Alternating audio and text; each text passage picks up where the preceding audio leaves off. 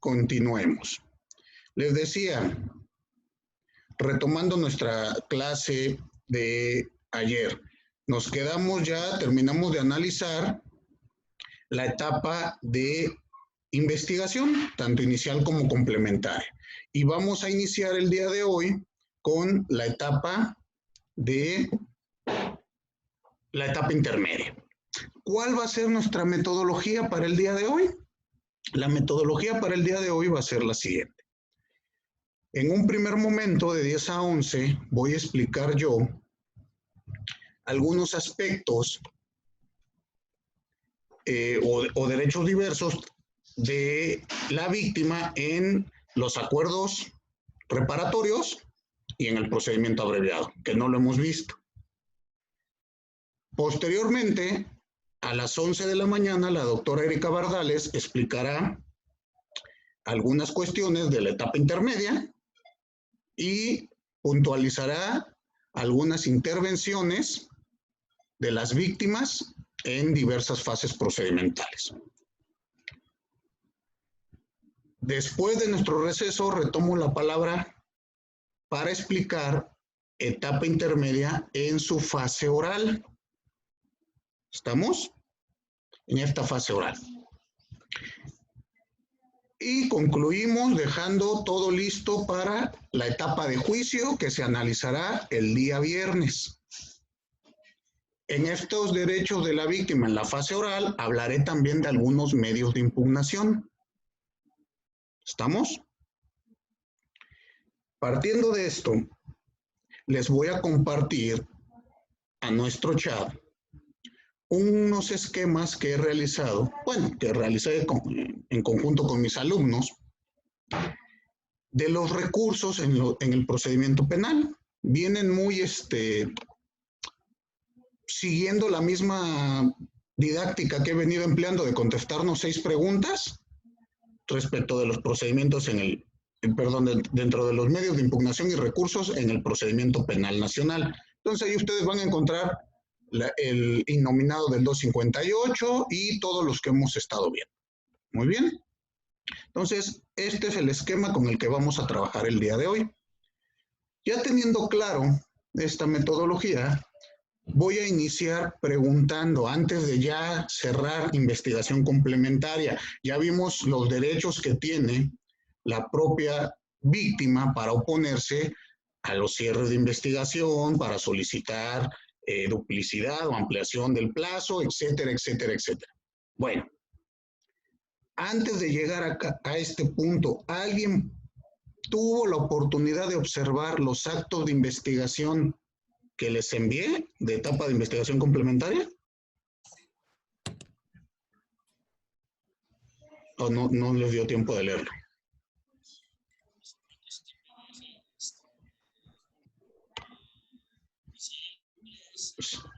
¿Sí le llegó el documento o no? Híjole, ¿estás hablando, David? No te escucho. Se refiere a los documentos de envío de peritajes en actuaría y algunos otros. David, se te oye muy lejos. No alcanzo a distinguir lo que me dices. Tu audio está mal, David. A ver si ahorita se reconecta. Bueno, ¿alguien más aparte de David? Sí me refiero precisamente a los actos de investigación de datiloscopía, daño psicológico, todos esos fueron pedidos por la víctima. Lo que me interesa es que vean cómo se realizan. ¿Sí lo pudieron observar? ¿Cuál les llamó la atención? ¿Me dices que sí, Oscar? ¿O quién habla? Perdón. Yo quisiera hacer un comentario, maestro. Carla. Dígame, compañera, por favor, la escucho. Pues evidentemente, ayer chequé un poco los documentos que nos había enviado. Me llama mucho la atención de necropsia psicológica. Efectivamente, en el caso de este tipo de peritajes, estamos teniendo apenas criterios sobre qué tan objetivo o subjetivo puede ser, toda vez que como se ocupa para la cuestión de la reparación del daño y en delitos de feminicidio, como para poder acreditar una violencia previa o un ambiente de violencia, Me resultó... Perdón, Carla, entiendo que tú sí eres especialista en esto, ¿verdad? En ciencia forense.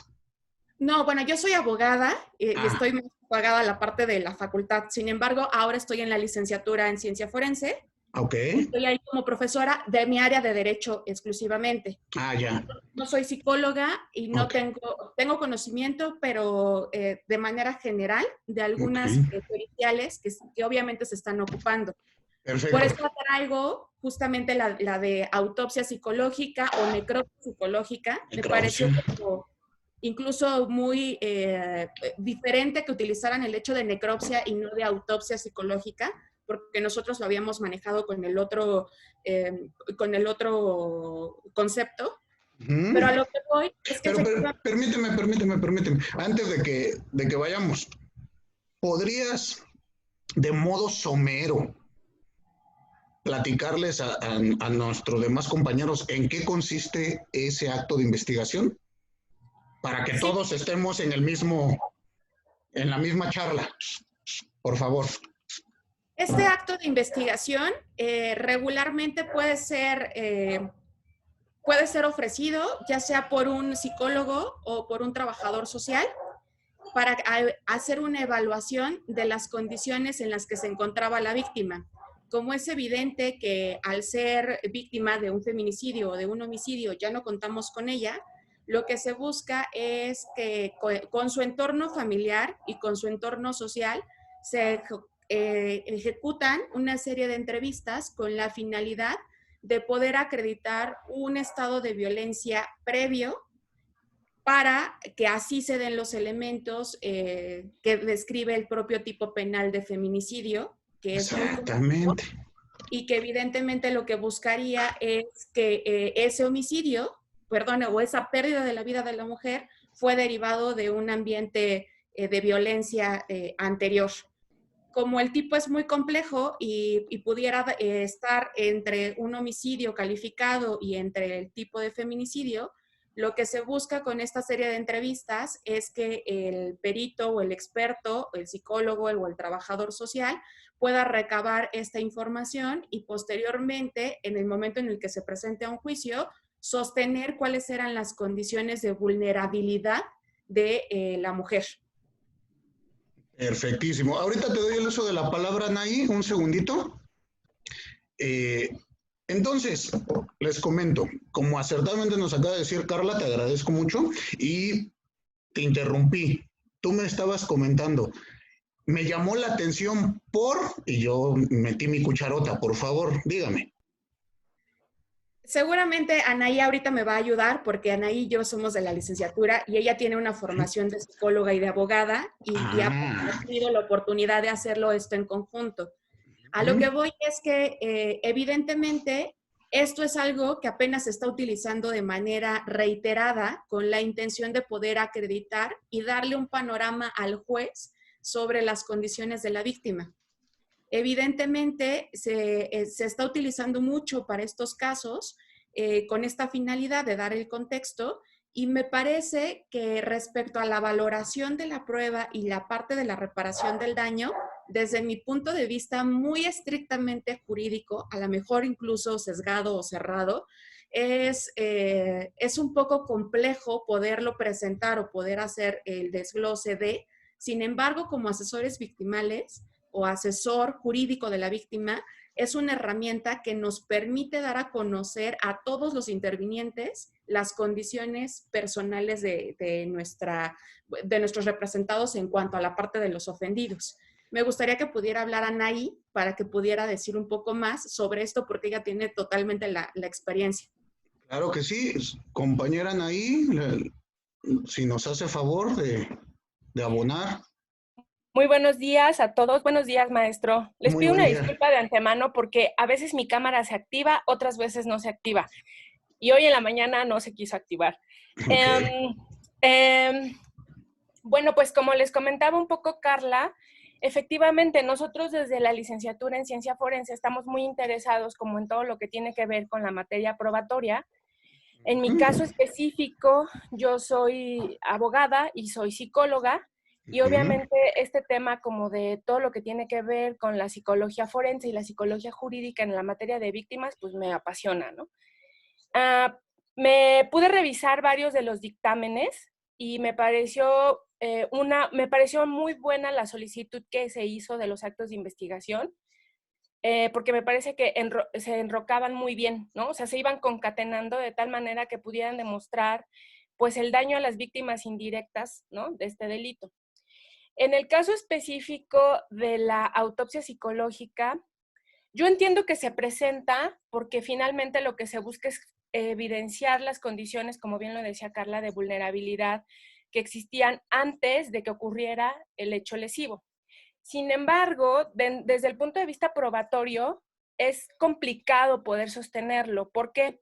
Porque hay ciertos estándares que sobre todo se están buscando ahora en el nuevo sistema con la prueba científica, en especial en la materia de psicología, que nos ha costado muchísimo trabajo poder llegar a ese estándar probatorio, que esta prueba no cumple, ¿no? Por ejemplo, desde el punto de vista psicológico o en la comunidad psicológica, no hay un consenso sobre la metodología a través de la cual esta prueba se realiza. ¿Por qué?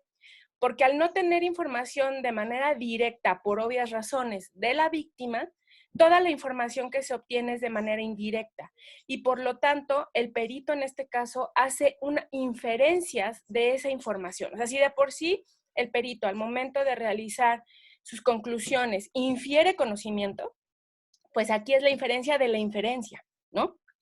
Entonces, me parece de todos modos que es novedoso que se presente. O sea, yo creo que estamos como en el punto justo donde estamos tratando de encontrar la manera de presentar este tipo de estudios, ¿no?, que puedan hacer visible justamente este contexto de violencia previo.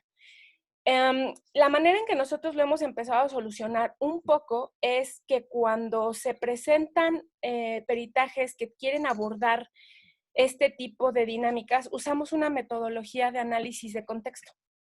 Y entonces lo que se hace es que se utiliza o se busca la presentación de diversas periciales que van concatenadas una con otra, que van a demostrar justamente esto que está plasmado en este dictamen, ¿no? Y es que hay ciertas condiciones específicas que la víctima ya vivía, ¿no?, que la hicieron, más bien que abonaron a que el perpetrador pudiera cometer el delito, ¿no?, y que entonces ella quedara como expuesta a esta situación.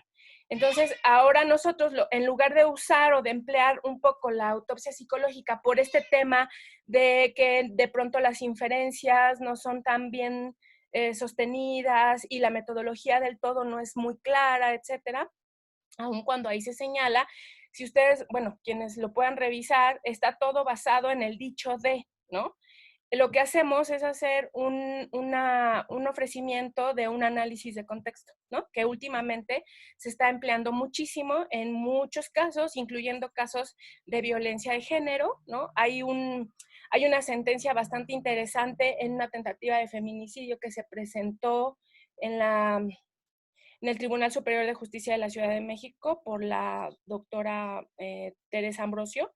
Y entonces ella justamente presenta un análisis de contexto, donde lo que hace es concatenar diversas periciales, ¿no?, que van demostrando justamente esto, que en este acto de investigación que usted nos hizo el favor de compartir, está tratando de probar la autopsia psicológica, ¿no?, que es el contexto de vulnerabilidad, ¿no? Aunque la ventaja que yo veo en el análisis de contexto es que te permite tocar aspectos que son mucho más amplios, ¿no?, y que son demostrables a través de medios muy específicos, como son desde los programas que están presentes en la Ciudad de México, a lo mejor las alertas de género, etcétera, hasta notas periodísticas que van hablando del contexto general en el que se encuentra la víctima y luego van abonando con las entrevistas hacia las familias, hacia los familiares o las víctimas indirectas, al contexto personal de la víctima, ¿no?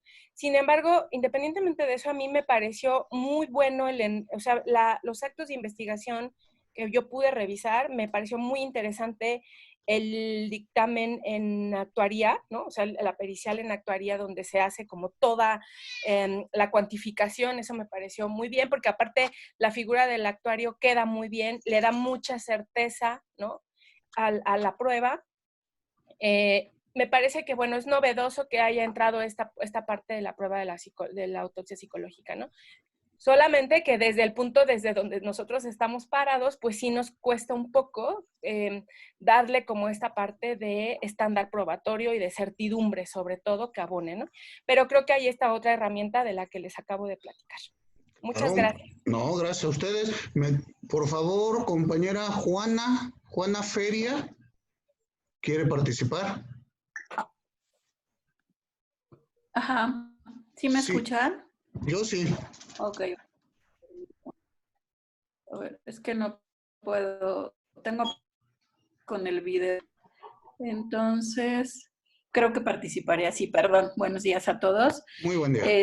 Tuve la oportunidad de revisar los documentos. Me parece que siempre he pensado, porque bueno, yo tuve la oportunidad de prepararme pues con el anterior sistema y con el nuevo sistema, empezar a aprenderlo, porque bueno, ya estaba en ese proceso de dar clases y estas cuestiones. Entonces, yo soy perito en trabajo social y veo que ahí también se ofrece la pelea en trabajo social. Yo participé en periciales en el ámbito familiar, que en estas cuestiones, en las penales, sobre todo. Uy, la perdimos. A veces la sé hacer, soy honesto, ¿no? Porque no me escucha. ¿Ya me escucha? Se le está perdiendo el audio. No le escuché, no A lo ver. entendí. Bueno, le decía que me parece muy interesante la propuesta, bueno, el escrito de coadyuvancia que usted hace, porque hace referencia a las pruebas y cómo tendrían que irse relacionando en el escrito de formulación de acusación. Y entonces observé esto y me pareció muy interesante porque inclusive hace la referencia respecto a el pago de la reparación del daño, como el Ministerio Público hizo ¿cómo se llama? Estableció una cantidad y usted hace el análisis muy preciso de cuál tendría que ser esa cantidad. Y sobre todo también a esto que se referían Carlita y Anaí, respecto a las cuestiones que tienen que ver con las periciales y la importancia que tiene establecer la relación que tenía este sujeto con la víctima, ¿no? Que el Ministerio Público no la deja muy clara. Me parece que con este nuevo sistema se está dando gran importancia a la cuestión de la investigación científica del delito, que es algo a lo que no se le había dado importancia en el anterior sistema. Entonces, esto me resulta muy interesante. Me parece que estos escritos dan una visión muy clara de lo que está ocurriendo con este nuevo sistema. No sé si se escuchó, creo que tengo problemas con la cuestión de internet. Yo sí lo escuché bien. Entonces, bueno. Bueno. Yo sí escuché todo bien. Entonces, bueno. Muchas gracias. Para servirle, gracias a usted. Oscar, ¿quieres participar? Por favor, te escucho. Escucho atentamente las opiniones de los compañeros. Concuerdo con ellos. Es muy enriquecedor todo el material que nos ha compartido. El único detalle que no comparto es lo que comenta la compañía recientemente, la importancia a las pruebas científicas. Yo tengo la oportunidad de trabajar en el sistema que yo le llamo tradicional, obviamente nuevo sistema, comentado por ahí un poquito de sistema especializado en justicia para adolescentes, y yo considero que las herramientas siempre las hemos tenido. Lamentablemente por desconocimiento de las mismas o por no saber ocuparlas, muchas de las veces no se ocupan. Es más, lo que usted nos comparte en este curso, la mayoría de mis compañeros, abogados, no digo en específico los que estamos en este curso, al menos yo de ejemplo, pues muchos de eso sí lo desconocía. Pero mucho allá afuera en el foro se desconoce. Y lo mismo, doctora Bardales nos lo comentaba en sus primeras intervenciones. Al desconocerse, no sé si es la palabra correcta, pero finalmente no se explota su máxima potencia. Entonces, obviamente, este tipo de cursos son muy enriquecedores porque, repito, retomando a la doctora Alma, desde el primer día ya valió la pena mucho el boleto estar aquí con ustedes. Muchas gracias. Qué bueno que hemos podido seguir aquí. Esperemos cerrar como debe ser el día de mañana, y dejarlo cerrar en puntos suspensivos y con comillas, ¿no? Porque ojalá y haya continuidad, como bien se mencionaba previo a la clase de hoy, que al parecer por ahí está la promesa de continuar, ahora enfocados a temas de juicio de amparo, ¿no? Obviamente otro tema muy, muy importante y básico para todos los abogados que nos dedicamos a la práctica forense. Bueno, gracias. Compañero David, lo escucho. David Leonel. Levantó la ¿Ya mano. me escuchan mejor? Ahora sí. Una disculpa, ya reinicié mi audio. Primero que todo, me parece excelente la coadyuvancia que hace en este caso. Y además me parece excelente el hecho de que, como usted dice, ya no es una petición, ya no se le va a rogar al Ministerio Público que acepte, haga o deje de hacer tal actuación, sino que es un derecho, precisamente, que puede ejercerse o no por la víctima y que ayuda a que ella se sienta, pues, parte, porque lo es, y restituida o con la posibilidad de ser restituida en los derechos que ella considere. Pero además, en este caso me agrada porque no solamente es, como usted decía, un chisme o algo que yo deseo, sino que aporta los medios de prueba pertinentes para poder que el juez, al emitir su fallo y su sentencia, puedan cuantificar la reparación del daño. Y eso es excelente porque hay que pedir, pero hay que dar los medios también. Coincido con el compañero Oscar en el sentido de que la prueba científica siempre ha existido. Yo estudié para el Ministerio Público Federal en INACIPE cuando estábamos en el proceso de cambio, pero ya desde entonces nos enseñaban que teníamos dos brazos de investigación, el científico, que eran los peritos, y el de la policía. Sin embargo, pues hay que recordar que un Ministerio Público tiene N cantidad de carpetas de investigación y en su competencia territorial mucha cantidad de habitantes por un solo Ministerio Público. El trabajo de ustedes también como asesores victimales les apoya en realidad, les apoya a procurar una mejor justicia para las víctimas que van a solicitarlas y que además él se pueda centrar en sancionar al responsable. Creo que hay ministerios públicos de todo, como hay asesores victimales de todo, pero es importante eso. Me llamó mucho la atención y me causaba mucho gracia, nada más para terminar el video anterior, que el Ministerio Público le echaba la culpa de la falta de impulso procesal a la víctima. ¿Pero de cuál audiencia me dices? Es que ella no ha venido, es que ella no me ha traído las pruebas. Ah, el de lesiones. El de lesiones. Yo estaba muerto de la risa cuando miraba eso. Yo esperaba que el juez le diera una reprimenda, pero no. O sea, pues fue muy benévolo, la verdad. No, y no creas que eso pasa en otra agencia del Ministerio Público. Es el único caso que se ha dado en México. Por eso lo comparto. Donde la víctima se tiene la culpa. Habitualmente la víctima tiene la culpa por no acudir a checar su asunto, ni traer las pruebas, sí. ni irse al médico y esas cosas. Exacto. ¿Y uno qué, no? Exacto. No, le digo, por eso ese caso es muy importante. Y pudo ver, ahorita te doy la palabra, Carla. Vi que había levantado la manita. ¿Y pudiste ver la otra audiencia del Ministerio Público en el caso del allanamiento? No, estoy teniendo un poco de problemas con el internet. Okay. Era también el problema que tenía de auto y se están descargando, pero sí están algo pesados y me generan un poquito de... Algunos me cortan al 85% y tengo que volver a empezar, pero estoy intentando poco a poquito. Para que las cheques y ya platiquemos ahí algunas cosas que quedan en el tintero. Referente a lo de las pruebas que me establecen ustedes de los estándares y demás, recordemos que en materia procesal penal actual, el sistema de valoración que rige es el libre. No podemos hablar de estándar probatorio más que 4 estándares probatorios. Presunción de inocencia, más allá de toda duda razonable, indubio pro reo y juzgar más allá, y la carga probatoria es para la acusación. Esos son los estándares probatorios de el esquema procesal acusatorio. Y el sistema de valoración es libre. Algunos dicen sana crítica razonada, otros nos dicen libre. Al hablar de periciales científicos, también recordemos que hay periciales científicos y periciales que se dividen en peritajes de opinión. Aquí pregunto, ¿leyeron el documento que les di, que es la base teórica de cómo pido yo las cosas o no? el que se llama prolegómenos del derecho probatorio.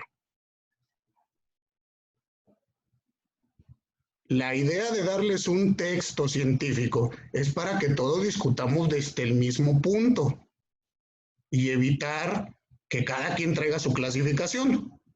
¿Estamos? Entonces, nada más aclaro en ese sentido, porque aquí estamos enfocando, o mejor dicho, estamos analizando lo que un servidor realiza desde el punto y la estructura teórico-dogmático que yo manejo, enfocado a lo práctico. Esa teoría que yo les mandé es un texto donde yo establezco una teoría probatoria, es una propuesta, y que se hace valer diario en el foro.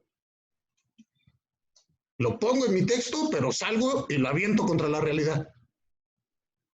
Y ha dado resultados, en otros casos no me ha servido para nada. Pero esa es la finalidad. ¿Alguno de ustedes pudo leer el tema de los derechos, el derecho probatorio o el derecho de los hechos en el derecho procesal, los dos artículos que mandé? ¿O tampoco le dio tiempo? Creo que nadie. Bueno, entonces, en un segundo doy uso de la palabra. Miren, ya llevo casi media hora escuchando. Déjenme avanzar tantito y retomamos al final las participaciones para poder avanzar en el curso, porque si no, no voy a cumplir mi temario. Entonces, les decía, en este momento, ¿qué es lo que quiero analizar? Perdón por no dar el uso de la palabra, me recuerdan 15 minutos antes de acabar. Y si es necesario, nos quedamos 30 minutos más. Yo no tengo problema. Entonces les digo, vamos a ver dos elementos que se nos estaban pasando, que pueden surgir en la etapa intermedia, pero que son independientes de la etapa intermedia. ¿Cuáles son? Lo referente a la cuestión de los acuerdos reparatorios, que esto es una función novedosa en el procedimiento penal actual, y el procedimiento abreviado.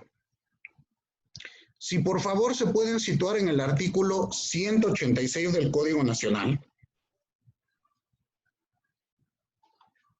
y alguien me ayuda con su lectura para que definamos en un primer término, desde cómo lo marca la ley, ¿qué es un acuerdo reparatorio? ¿Vale? ¿Quién me ayuda con la lectura?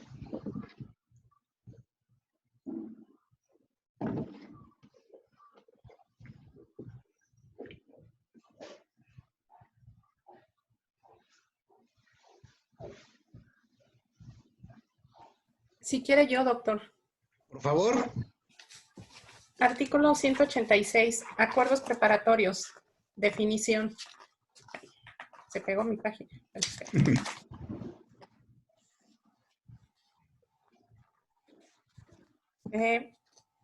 Definición. Modalidad de la suspensión. Creo que está mal mi código editado. Ok, artículo 186 dice definición. Los acuerdos reparatorios son aquellos celebrados entre la víctima y el imputado, que una vez aprobados por el Ministerio Público o el juez de control y cumplidos en sus términos, tienen como efecto la extinción de la acción penal. Esto, y yo creo que la doctora Erika en un segundo nos podrá ir ampliando estas figuras. Esta se conoce como un medio alternativo, un mecanismo alternativo de solución de conflicto. Pero ¿qué es lo que a mí me interesa desde el plano procesal?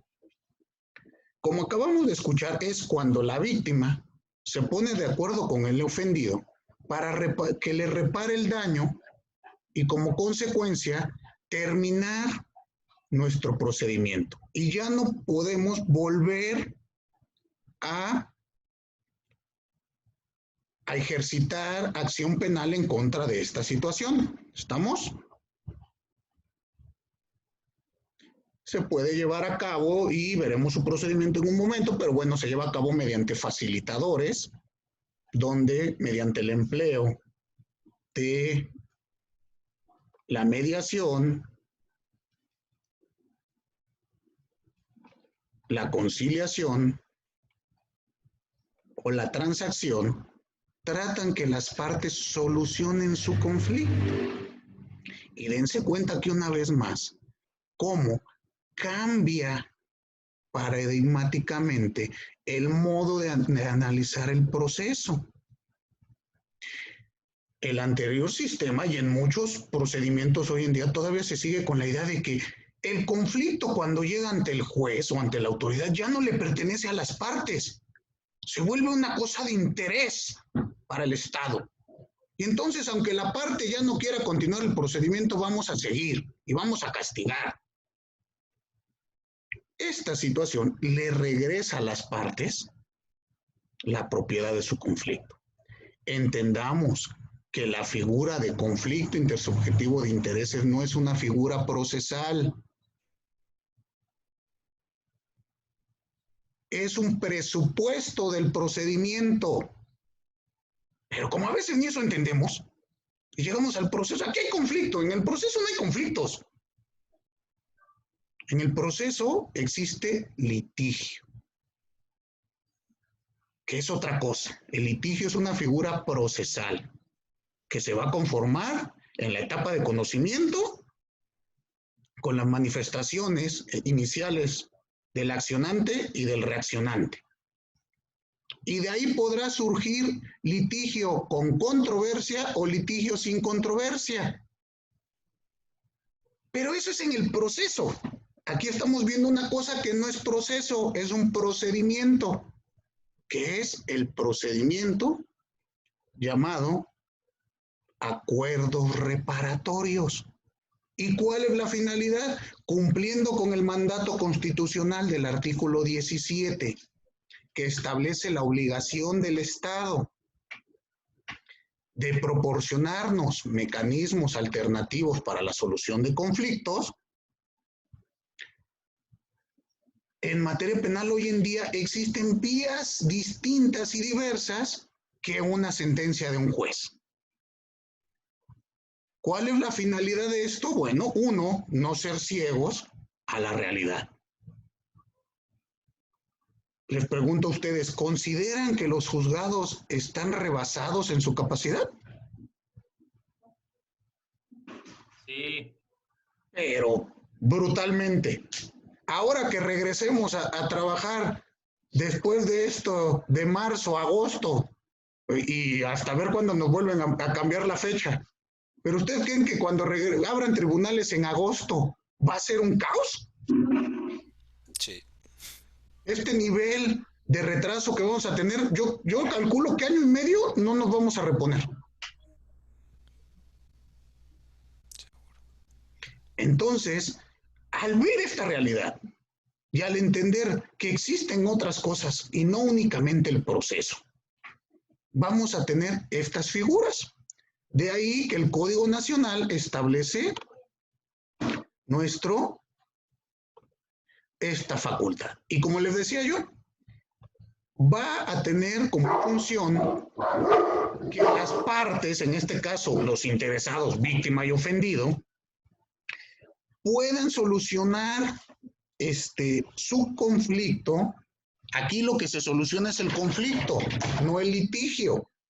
Entendamos, en un acuerdo reparatorio, lo que se disuelve es el conflicto.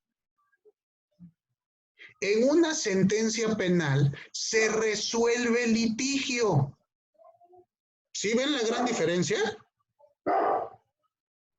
Disolver quiere decir que las propias partes se realizan recíprocas concesiones y terminan con un conflicto.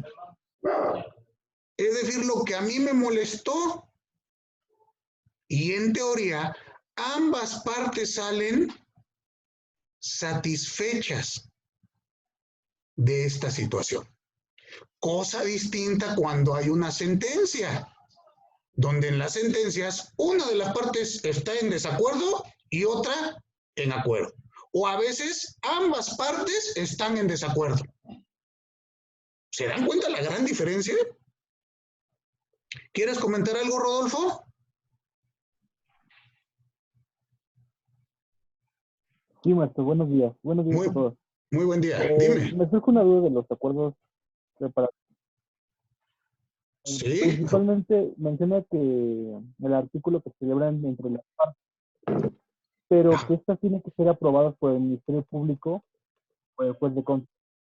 ¿Cuál es el que tomar el Ministerio Público o el juez de control para no aprobar estos acuerdos reparatorios? Es a lo que voy. A ver, un segundito. Se está metiendo en audio. Un micrófono por ahí está prendido. Creo que es tuyo, Rodolfo. A ver, ya. Bueno, aquí es donde van a tener, donde viene nuestra función de abogado victimal y es lo que tiene que velar el propio juez de control y el Ministerio Público. Vigilar que los derechos de la víctima no están siendo rebasados por el inculpado, que este acuerdo probatorio se haya celebrado de manera libre y voluntaria, que la cantidad que te están dando de reparación del daño pues sea adecuada y no te estén dando ahí una bicoca. ¿Estamos? Ahora, dime por favor, David. También al revés considero, yo justo en estos días acabo de regresar o pedir algo de datos objetivos. Es un acuerdo reparatorio y un daño patrimonial y una de las partes me dice que quiere 10 pesos, pero el peritaje de evaluación lo evalúa en 3. Entonces digo, bueno, pues dame a mí algo más allá del peritaje para poder ver si mi perito se equivocó y solicito otro peritaje o ver qué hay. Pero también muchas veces las víctimas piden cantidades irracionales. Entonces, la autoridad, el Ministerio Público, cuando hace las veces de juez de garantías, en etapa inicial, tiene que velar por los derechos fundamentales de la mente de la víctima. Claro, exactamente. Miren, vamos a ir analizando la figura. Pasen ustedes, por favor, al artículo 187 y aquí viene lo que estamos platicando. Vamos a ver cuándo proceden y cómo son. ¿Quién me ayuda leyendo el 187, por favor?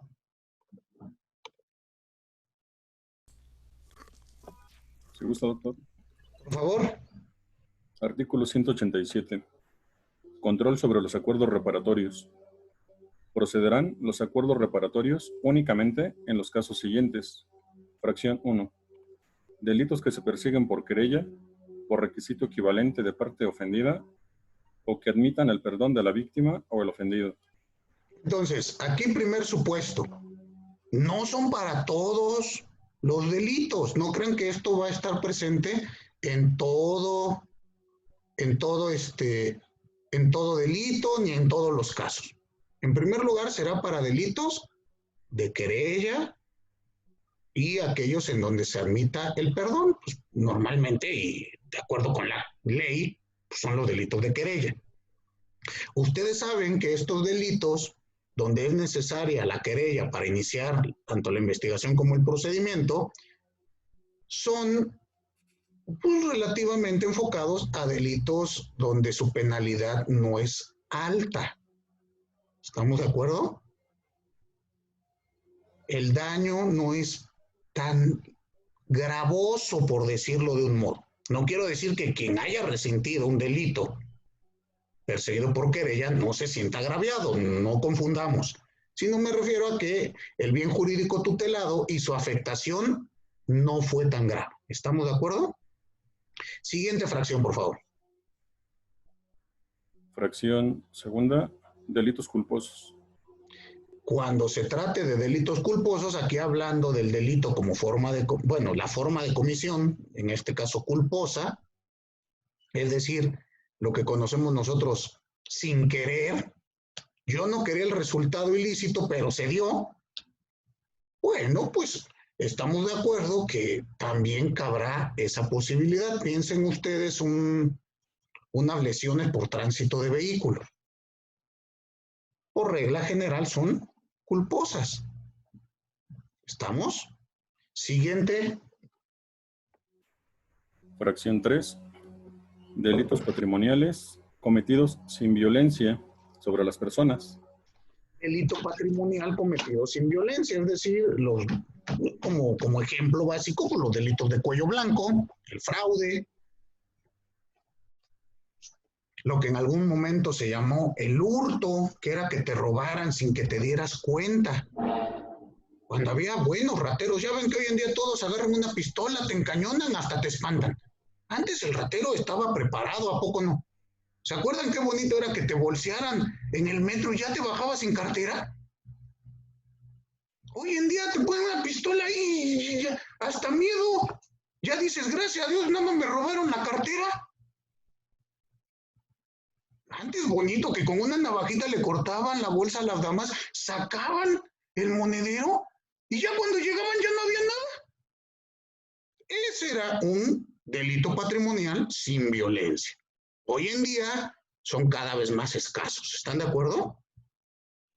Entonces, bueno, ahí tenemos otro supuesto. Sigamos leyendo el artículo, por favor. Sí, doctor. No procederá. Ajá. Exacto. No procederán los acuerdos reparatorios en los casos en que el imputado haya celebrado anteriormente otros acuerdos por hechos que correspondan a los mismos delitos dolosos. Tampoco procederán cuando se trate de delitos de violencia familiar o sus equivalentes a las entidades federativas. ¿Continúo? Ok. Sí, por favor. Tampoco serán procedentes en caso de que el imputado haya incumplido previamente un acuerdo reparatorio, salvo que haya sido absuelto. Entonces, aquí tenemos cuándo no va a proceder. Ya vimos en qué supuestos vamos a tener. Pero ¿cuáles otros no? Hay delitos donde nos dicen, mire, aunque sea de querella, no vamos a permitirlo. ¿Por qué? Por lo que se está discutiendo. En otros supuestos nos establecen, bueno, a ver, si ya celebraste un acuerdo reparatorio por lo mismo y vienes otra vez por el mismo delito, pues quiere decir que ya le estás agarrando gusto a esto, ¿no? Por lo tanto, tampoco se te va a permitir. La idea de un acuerdo reparatorio es, yo les digo, miren, el proceso penal es una rama del derecho que nadie nunca quiere siquiera topárselo. ¿Por qué? Porque están inmiscuidos bienes jurídicos y sus lesiones.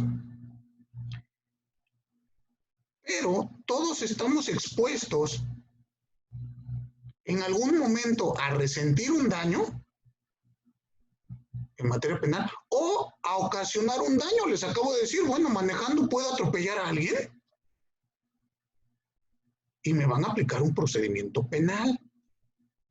De ahí que en palabras de Carneluti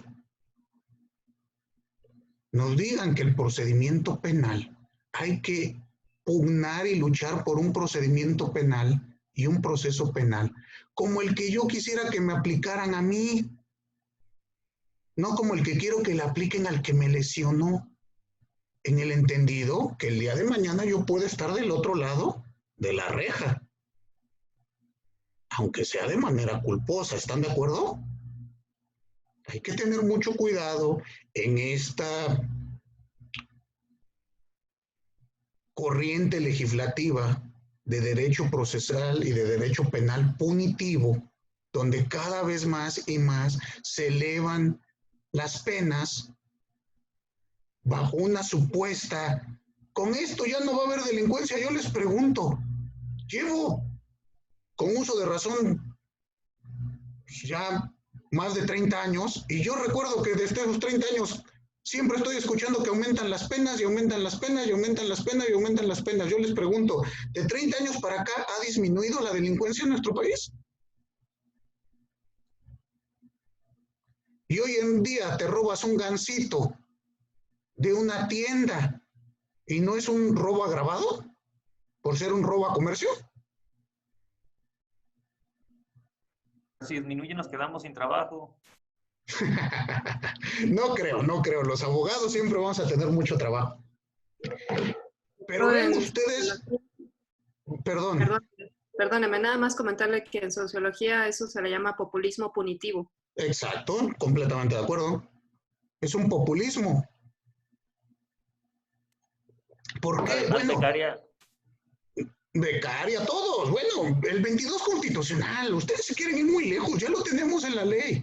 Están prohibidas. Es la certeza de la pena, no la cantidad de la pena la que inhibe el delito. Exacto, exacto. Un 90% de impunidad, según cifras oficiales, es lo que nos da muchos problemas. Sale este populismo político que nos habla Claudia, no salen en campañas nacionales partidos a decirnos, nosotros vamos a solicitar pena de muerte y gracias a nosotros hay 140 años de cárcel para secuestradores. Exacto, punitivo. Exacto. Entonces, ahí tenemos esta situación. Pero vean ustedes que esta figura es distinta.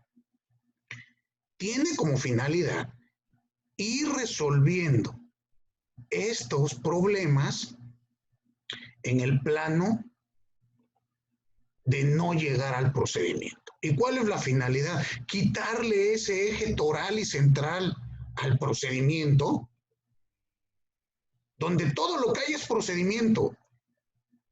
Y las otras cosas son alternativas, son ahí apéndices que pueden servir o no. Cuando hemos cambiado el enfoque. ¿Qué es lo que queremos? O la finalidad del procedimiento, del proceso en general, es garantizar y restablecer la paz en la sociedad. Yo sé que otros autores dicen que es encontrar la verdad, castigar a no sé quién. Bueno, son cuestiones teleológicas, pero el proceso en su origen fue evitar el acto de venganza entre los particulares, el uso de la fuerza ilegítima para tener una convivencia. Si tomamos este enfoque protoprocesal, si gustan, veremos que los acuerdos reparatorios van encaminados a ello. Aquí el papel de la víctima es indispensable. Ella va a tener que establecer y manifestar su voluntad en el sentido de si acepta o no esta situación. Ahora, por favor, ayúdenme leyendo el 188 para que veamos la procedencia y pasamos al procedimiento abreviado, que ahí la función es muy rápida. Nada más díganme la procedencia. La procedencia. Artículo 188. Gracias, Alejandro. Desde su primera intervención, el Ministerio Público o en su caso... espérenme. Los acuerdos reparatorios procederán desde la presentación de la denuncia o querella hasta antes de decretarse el auto de apertura de juicio. Ok. En el caso... Perdón. Aquí tenemos, entonces, vamos a fijar nuestro periodo. Desde que se presenta la denuncia hasta antes de que se dicte el auto de apertura a juicio, es decir, hasta antes de que acabe la etapa intermedia. Entonces tenemos un tiempo largo, bueno, relativamente largo, depende de cada procedimiento, para ver si hay oportunidad de esto o no. Muy bien. Continúa, por favor, Alejandro. En el caso de que se haya dictado el auto de vinculación a proceso y hasta antes de que se haya dictado el auto de apertura a juicio, el juez de control, a petición de las partes, podrá suspender el proceso penal hasta por 30 días para que las partes puedan concretar el acuerdo con el apoyo de la autoridad competente especializada en la materia. Muy bien. Aquí es lo que yo les decía. Existen estos centros en materia penal que se encargan de ayudarle a las partes a llegar a un buen puerto. Entendamos que aquí van a estar inmersas pasiones. Una parte, la víctima se siente lastimada, ¿están de acuerdo? Y para ello nos van a servir los facilitadores que tienen la capacidad para ir llevando a buen puerto estas charlas. Si es posible que las partes hagan el acuerdo reparatorio, bueno, se le informará al juez y se dará por extinguida la acción penal. Entonces, aquí nada más no quería brincarme esto antes de cerrar la etapa. Otra facultad que tiene la víctima que no habíamos visto, o no recuerdo si ya la vimos, nada más ustedes díganme, es la facultad que va a tener la víctima para oponerse al procedimiento abreviado. Esto lo encontramos en el artículo 204. ¿Quién me ayuda dándole lectura al 204?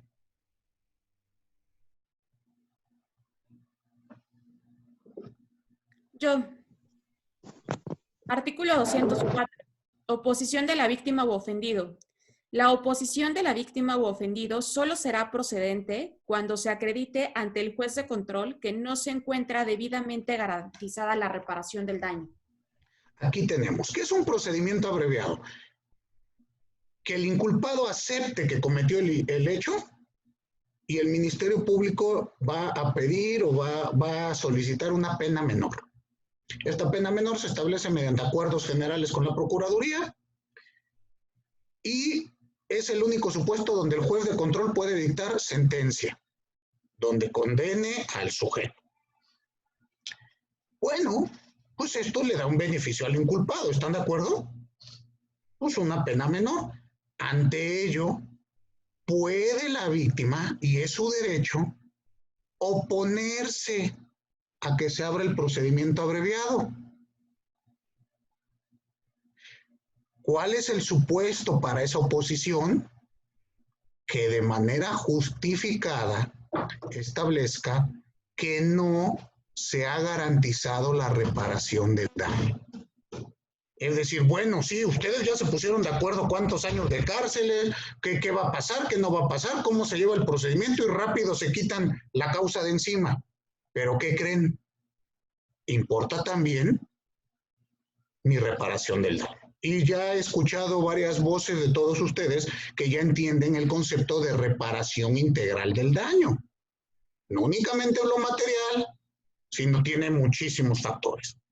Entonces, este otro supuesto, ténganlo bien en cuenta, que es el artículo 204 del Código Nacional de Procedimientos Penales. Oposición al procedimiento abreviado. Con esto hemos concluido en tiempo el esquema de clase que yo les había comentado y voy a pasar a darle el uso de la voz a la doctora Erika Bardales para que nos inicie con la etapa intermedia fase escrita y posteriormente después del receso ya hablaré yo de la fase oral. Entonces, doctora Erika Bardales, muy buenos días, bienvenida. Hola, Adrián, buenos días a todos. Buenos días. Vale. Buenos días. Me está Buenos pasando días, la maestra. tarjeta, ¿verdad? Sí. Buenos días, Erika. Buenos días. Vale. Vamos a ver, entonces me toca a mí, ya vieron con Adrián el tema de la etapa de investigación, por lo tanto me va a tocar a mí continuar con el tema de la etapa intermedia y en específico vamos a empezar a hablar con el tema de la fase escrita de la etapa intermedia. Para poder tener una dinámica, digámosle, de continuidad, voy a compartirles, como lo hemos venido haciendo, voy a compartirles mi pantalla con la finalidad de poder irnos situando en las diferentes argumentaciones que voy a ir realizando. ¿Vale? Permítanme un segundo. Déjenme ver, este es el de ustedes. Víctimas en el sistema, ya lo habíamos visto, en la parte del proceso, que fue cuando nos quedamos nosotros aquí, lo que estuvieron viendo ahorita con Adrián. Si observan el pizarrón, con Adrián vieron toda la etapa de investigación. Esta etapa de investigación la estuvieron analizando, según escuché, desde la fase inicial y la fase complementaria. Ahora, siguiendo en el temario que tuvieron a bien aprobarnos en la UNAM y estamos otorgando, voy a iniciar en la etapa intermedia, en la fase escrita. Es justamente ahí donde lo voy a continuar. De suerte entonces que ustedes ya vieron, vamos a dar por visto, esta etapa de investigación, fase inicial, vieron actos que la víctima puede tener con detenido y sin detenido, pasaron a la fase complementaria y entonces observaron actos que puede tener la víctima, ya sea en la investigación inicial o bien en el periodo de cierre de la investigación. Y pasan esos 15 días que hablábamos la otra vez presentando acusación. Vamos a situarnos entonces ahora en la etapa intermedia. Y esta etapa intermedia, déjenme ponerle de una vez aquí para hacer nuestro esquema integral. Esta etapa intermedia va a tener su fundamento en el artículo 335. 335 va a iniciar, digamos, con el escrito de acusación, pero bueno, nuestro fundamento es el 211, fracción segunda. 211, fracción segunda, y decíamos que esta etapa intermedia, con fundamento en el artículo 334, va a tener dos fases, una fase formal o escrita, dependiendo la literatura que estén consultando, y va a tener una fase oral. Son las dos fases de esta etapa, vamos a decir, lo que ya hemos venido observando con tiempo. Se va a decir que la etapa de intermedia inicia con la presentación de la acusación y va a concluir con el auto de apertura a juicio oral. Con eso concluye la etapa intermedia, con no nada más la emisión se da dentro de la audiencia, sino que va a concluir cuando es enviado este auto de apertura a juicio oral y a su vez recibido por el tribunal de enjuiciamiento. Acuérdense del mapa general, aquí está, donde decíamos, termina la fase oral de la etapa intermedia, pasan 5 días para poder enviar en forma escrita el auto de apertura a juicio oral y entonces el tribunal de enjuiciamiento lo recibiría. De suerte entonces que vamos a poner aquí nuestro cierre de etapa y va a ser con lo que se conoce como auto de apertura a juicio oral. Bien, ahora lo interesante es saber dentro, esto es con fundamento en el 347. Ahora bien, lo interesante va a ser saber qué pasa en cada una de estas fases para poder entender qué puede o qué no puede hacer la víctima dentro de cada una de ellas. La fase formal o fase escrita, los principales actos que se van a poder llevar, por llamarla así, o las principales acciones que van a tener, número 1, es que se presenta la acusación. Vamos a poner aquí un cuadrito, miren, me gustaría como irlo poniendo. ¿No? Lo primero que va a pasar es que se va a presentar la acusación y al momento de presentar la acusación, se tienen que notificar a las partes dicha acusación. Se van a notificar con la finalidad de que manifiesten lo que a derecho convenga. ¿Qué implica esto de manifestar lo que a derecho convenga? Una vez presentada la acusación, se va a dar o se va a correr traslado a la víctima u ofendido, con la finalidad de que la víctima u ofendido manifieste lo que a derecho convenga. Esta parte de correr traslado y que manifieste lo que a derecho convenga nos va a implicar la coadyuvancia. Aquí va a entrar un tema muy interesante porque vamos a decir que en este momento coadyuva la víctima o el ofendido, pero vale la pena reflexionar algunas circunstancias. Por ejemplo, si decimos que la víctima o ofendido va a coadyuvar en este momento procesal, diríamos, ¿y qué pasó con tiempos anteriores? ¿Qué pasa con actos antes? Me voy a permitir explicarlo de esta manera, miren. Observen, déjenme, me llevo el señalador. Aquí. Cuando decimos que la víctima coadyuva, nos estamos ubicando aquí, en la fase escrita de la etapa intermedia, y esta coadyuvancia de la víctima la vamos a encontrar en el artículo 338 del Código Nacional. Si van, por favor, al artículo 338 de dicho ordenamiento, se van a dar cuenta que dice coadyuvancia de la acusación, y nos refiere que dentro de los 3 días siguientes a que el Ministerio Público haya presentado su acusación, la víctima, una vez que es notificada, podría, 1, constituirse como coadyuvante en el proceso, 2, señalar vicios formales de la acusación y requerir correcciones, 3, ofrecer medios de prueba para complementar la acusación del Ministerio Público y 4, solicitar la reparación del daño. Me voy a situar primero en la parte de constituirse como acusador coadyuvante. Aquí quiero que ustedes me digan una cosa porque quiero saber cómo lo observan. Por ejemplo, me gustaría escuchar, no sé si está por ahí, sí, lo vi. ¿Está Carla? ¿Carlita?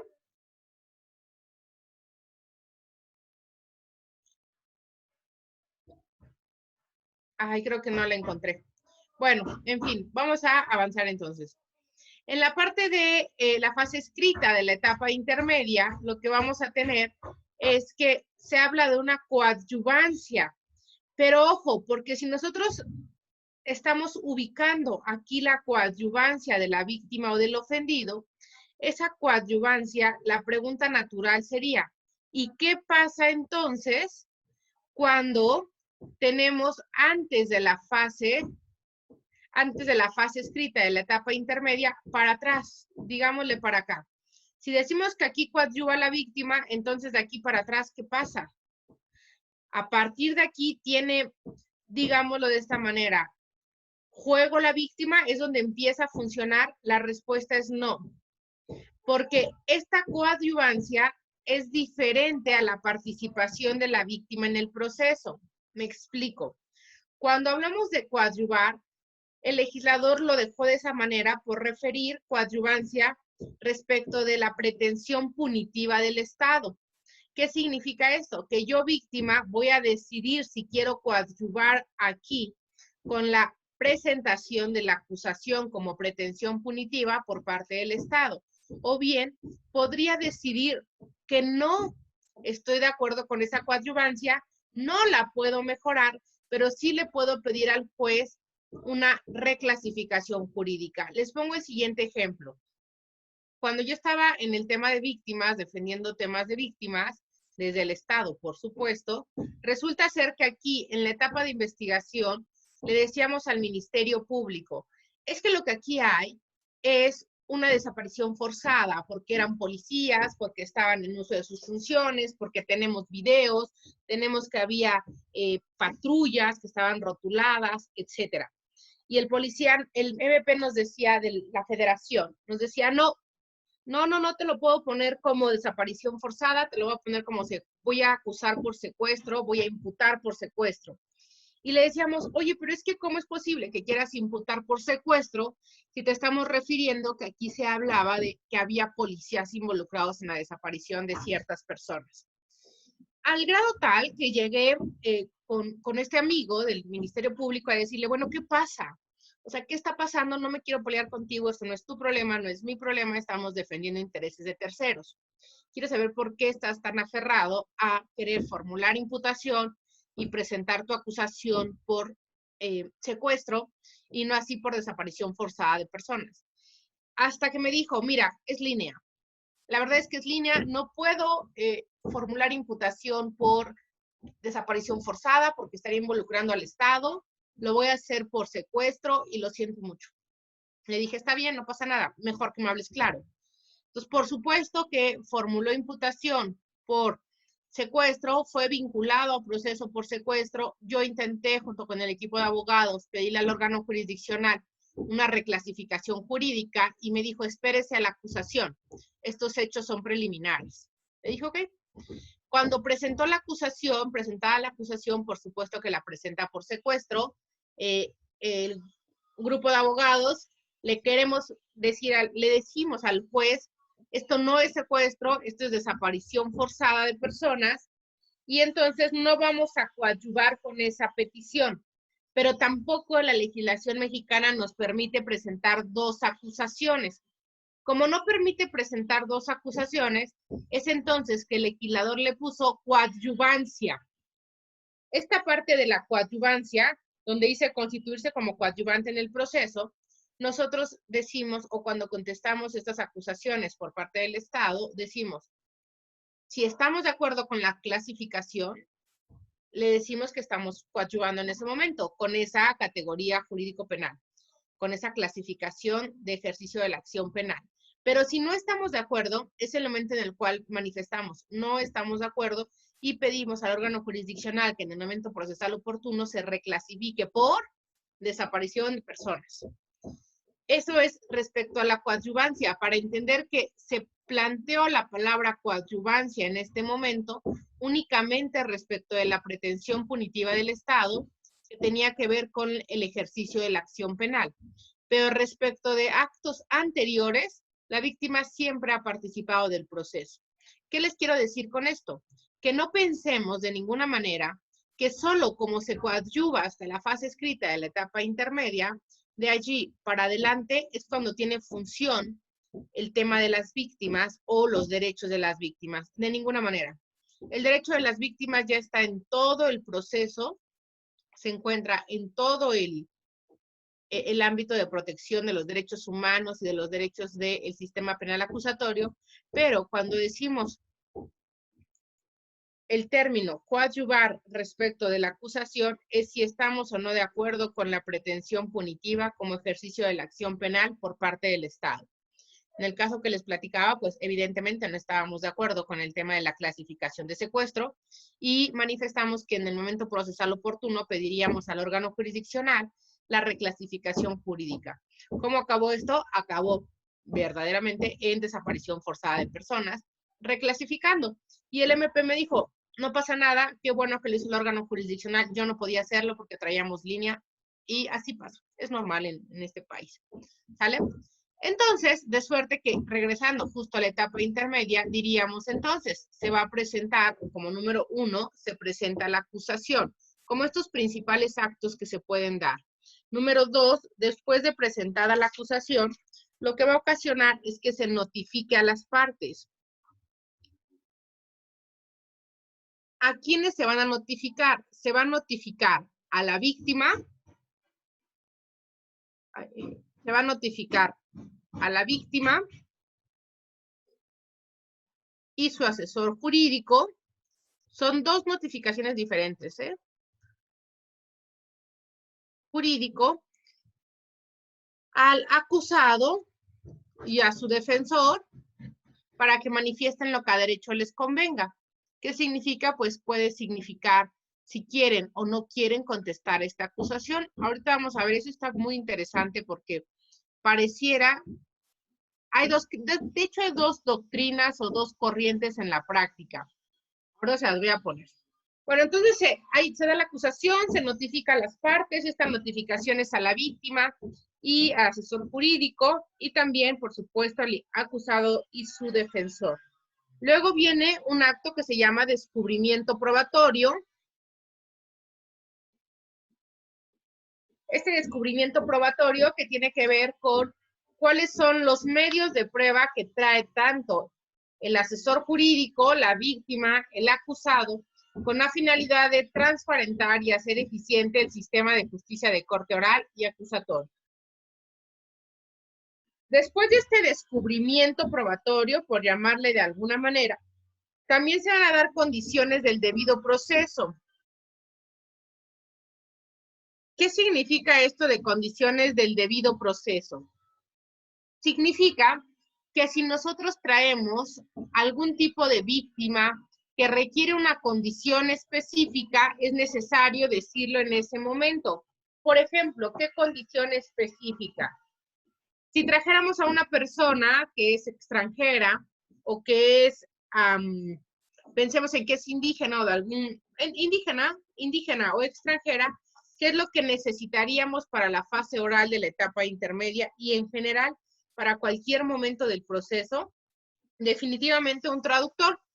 Entonces son condiciones del debido proceso que se van a presentar en esta fase escrita o en esta fase, como diríamos, oral. ¿Sale? Digámoslo así, son los principales actos probatorios que se determinarían para finalmente dictar fecha, lugar y hora de la audiencia oral. Como se pueden dar cuenta, es una fase bastante, tiene actos procesales muy pequeños, tiene actos procesales, digámoslo, puntuales, pero muy significativos. ¿A qué me refiero con puntuales, pero muy significativos? Me voy a referir a que, por ejemplo, la acusación puede tener o está contemplada de diferentes formas. Si nos vamos al artículo 335 del Código Nacional, nos va a decir cómo presenta el Ministerio Público su acusación. Incluso lo hacen de esa manera, pareciera que van rellenando, por así decirlo, las diferentes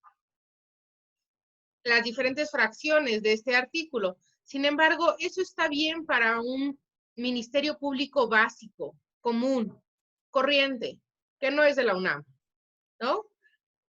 Dicho con toda sinceridad. ¿Por qué? Porque en realidad un ministerio público que estudie en la UNAM, que estudió en la UNAM, o que es maestro de la UNAM, mejor aún, va a saber que la presentación del escrito de acusación debe tener diferentes elementos. Siempre va a empezar por un proemio, donde va a individualizar a las partes procesales que han de intervenir o que pretende que intervienen en el juicio oral. Luego, tendrá que determinar algo que se llaman pretensiones, tanto punitivas como procesales. Después, tendrá la temática de los hechos, es decir, esta narración de manera circunstanciada de lo que pasó o él considera que sucedió.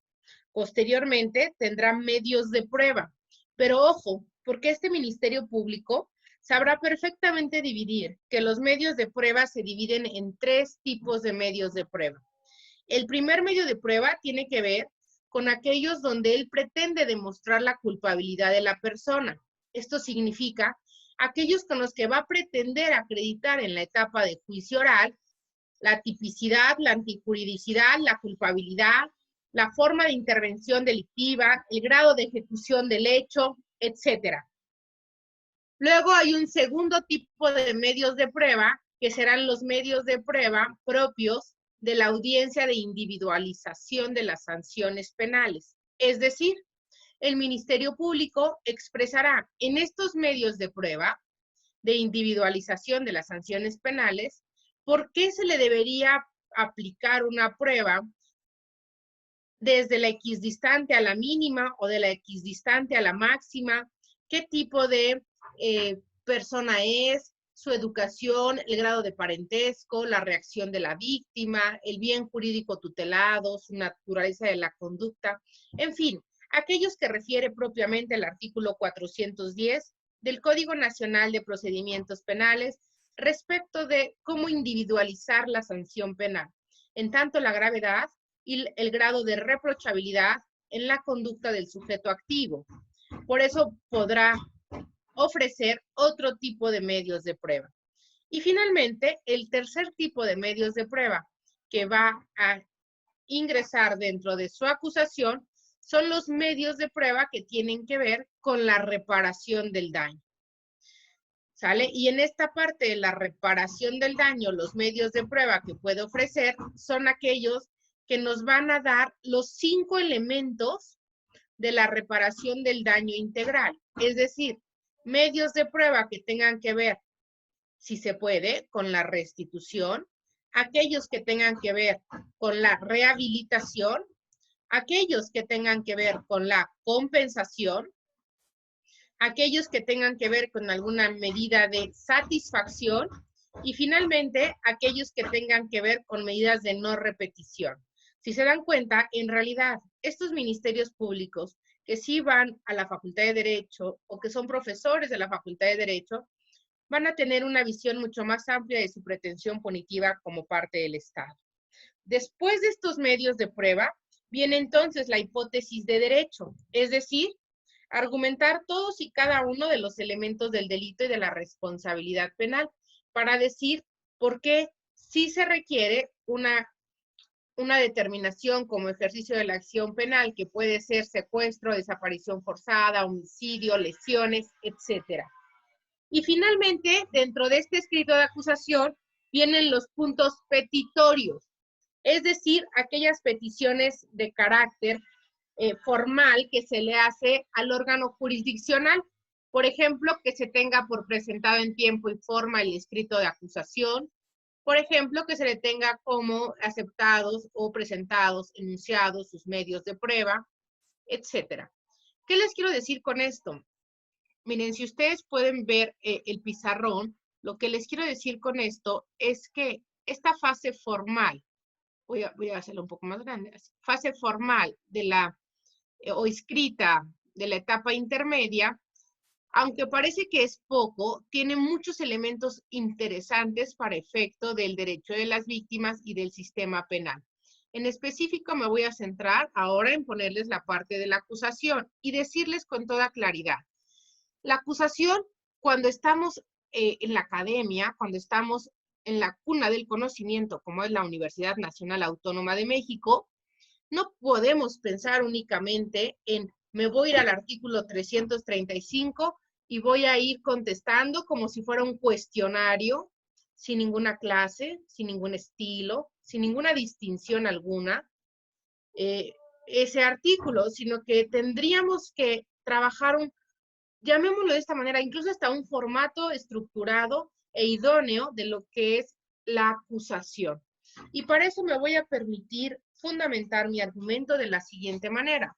Doctor Juan Arroyo, ¿sería usted tan gentil de ayudarme con el artículo 335, por favor? Respecto de, cuando yo les dije que la presentación de la acusación tiene el proemio, ¿a qué fracción me estoy refiriendo del escrito del artículo 335? Lo voy a poner aquí. Sí. Respecto a la reparación del daño, el monto de la reparación del daño es la octava, doctora. Sí, pero antes de eso, querido Juan Arroyo, el proemio es donde se individualizan las partes. Es correcto. El artículo expresa contenido de la acusación.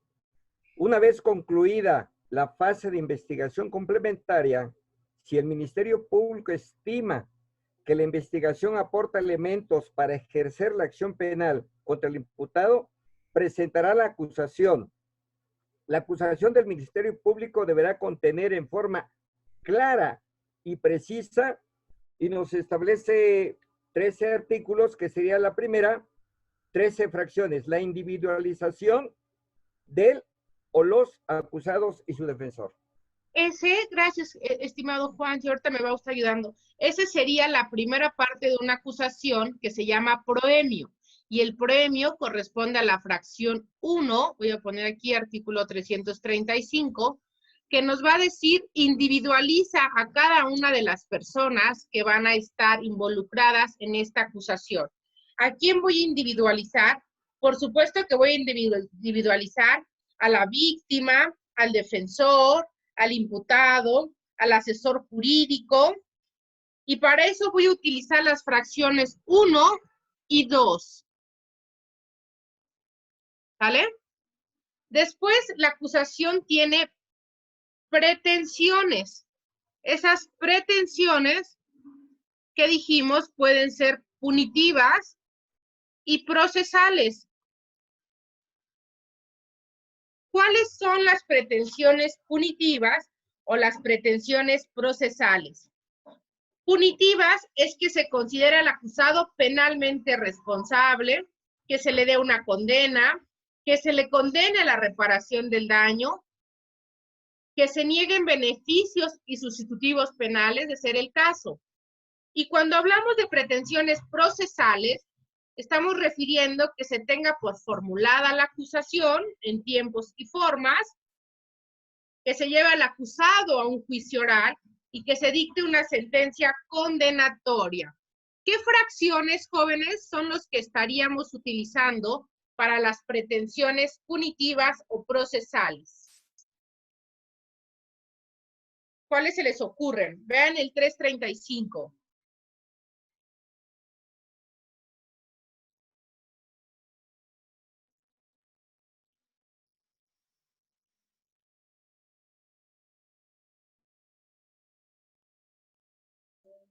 ¿La quinta? ¿Qué nos dice la quinta? Ay, ahorita lo veo. A ver. La quinta nos dice, la autoría o participación concreta que se atribuye al acusado. Yo creo que sí, muy bien, podríamos estar utilizando la quinta porque estamos hablando de pretensiones de pena. Muy bien, ¿qué otra?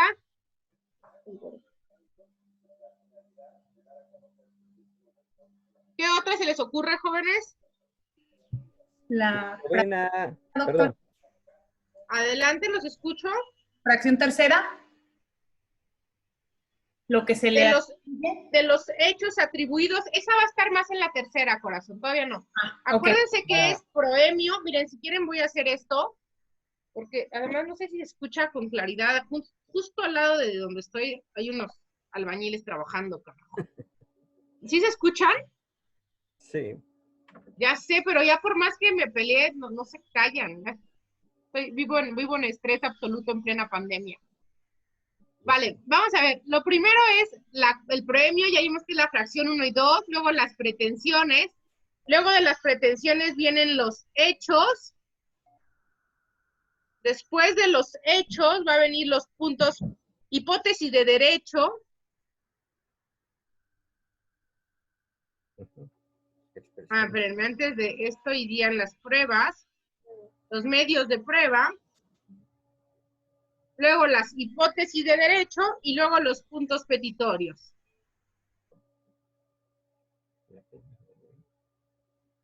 Ahora sí, cada una de estas fracciones, jóvenes, ¿cómo embonan en cada uno de estos elementos que debería tener el escrito de acusación?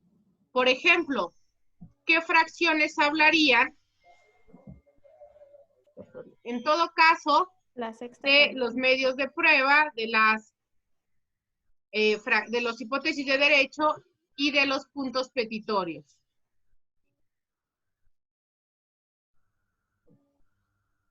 Ahí está. ¿Sí se alcanza a ver en el pizarrón, jóvenes? ¿Sí? Buenísimo. Entonces, el proemio, que es esta presentación de la acusación, va a estar en las fracciones 1 y 2.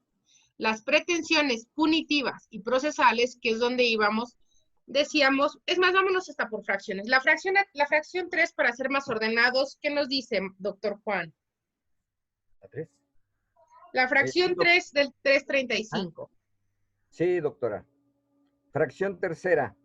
La relación clara, precisa, circunstanciada y específica de los hechos atribuidos en modo, tiempo, lugar, así como la clasificación jurídica. Muchísimas gracias. Eso va a estar aquí en los hechos. Fracción 3. Ahí está. ¿Estamos de acuerdo? Y va a tener algo que ver de la hipótesis de derecho, porque también está mezclado. Por eso quiero que vean que no podríamos pensar como profesores de la Facultad de Derecho únicamente en agarrar ese artículo y rellenarlo. ¿Por qué no podríamos pensar en eso como aquellas personas que estamos encargadas de formar a los futuros grandes abogados de este país? Porque resulta ser que si lo pensamos de esa manera, observen cómo la fracción tercera del 335 habla de 2 puntos, habla tanto del hecho como del derecho. Y lo que tendríamos que estar enseñando en algún momento, salvo su mejor opinión a los jóvenes, es que una cosa son los hechos y otra cosa es el derecho. Porque el hecho puede ser muy genérico y en el derecho podríamos tener la habilidad, la mesura de poder dividirlo en el hecho que se pueda cometer como abuso de confianza o fraude o robo. Esa diferencia clara, básica, tenue del tipo penal que se esté cometiendo solamente es propia de un abogado, no así de cualquier persona. Es decir, ¿qué les quiero comentar con esto? Que la fracción tercera del artículo 335, donde dice la relación clara, precisa, circunstanciada y específica de los hechos, eso es un elemento de la acusación para tener claridad en la mente. Y otro es la clasificación jurídica o bien el análisis jurídico penal del mismo. No sé si me dejo entender.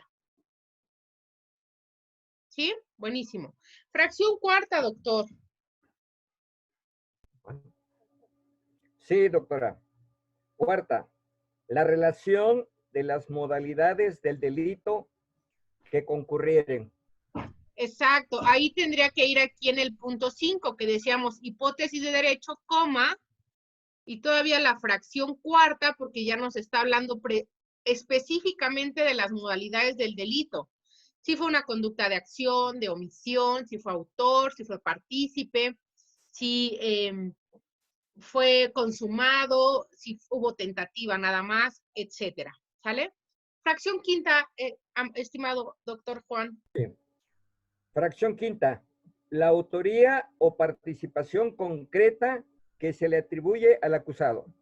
Listo, también va en la el 5, que son hipótesis de derecho. Sexta. La expresión de los preceptos legales aplicables. También ya lo puse. También va en el 5 porque tiene que ver con el derecho.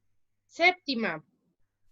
El señalamiento de los medios de prueba que pretenda ofrecer, así como la prueba anticipada que se hubiese desahogado en la etapa de investigación. Esto, acuérdense que aquí les dije, hasta lo voy a poner en el pizarrón, que las pruebas son de 3 tipos. Vamos a tener pruebas respecto del delito, pruebas respecto a la individualización de sanciones penales y pruebas respecto a la reparación del daño. Un MP, no sé si está aquí el MP de ayer, se llamaba Leonel. No sé si andas por aquí, Leonel. No, ¿verdad? Creo que no está. Bueno, ahorita que venga. Un ministerio público que tenga claridad en esto va a tener todo el éxito del mundo en sus escritos de acusación y en sus juicios. ¿Por qué? Porque va a poder visualizar que la prueba es el eje central de todo este nuevo sistema. Y si sabe identificarla y diferenciarla, va a ser un abogado del Estado maravilloso. Van a ver ahorita. Esta parte que nos está leyendo ahorita el doctor Juan, que dice, ¿qué fracción quedamos que era, doctor? Es la quinta, la autoría, participación concreta que se le atribuye al acusado. Gracias. Esta fracción quinta es aquí, es el medio de prueba para determinar el delito. Aquí vamos a poner el video que dice que vio cuando él estaba disparando, para acreditar en el juicio oral la autoría directa, que él disparó, ¿no? Aquí vamos a poner el testimonio del testigo que dice que vio que le apuntó a la cabeza, para en el juicio acreditar el dolo directo, que quería y aceptaba. Vamos a poner todos los medios de prueba que tienen que ver con la acreditación del delito. ¿Se entendió? La siguiente fracción, estimado. Sí, esta era la 7, ¿va? Déjenle pongo aquí 7. Fracción 7. El señalamiento de los medios de prueba que pretenda ofrecer, así como la prueba anticipada que se hubiese desahogado en la etapa de investigación.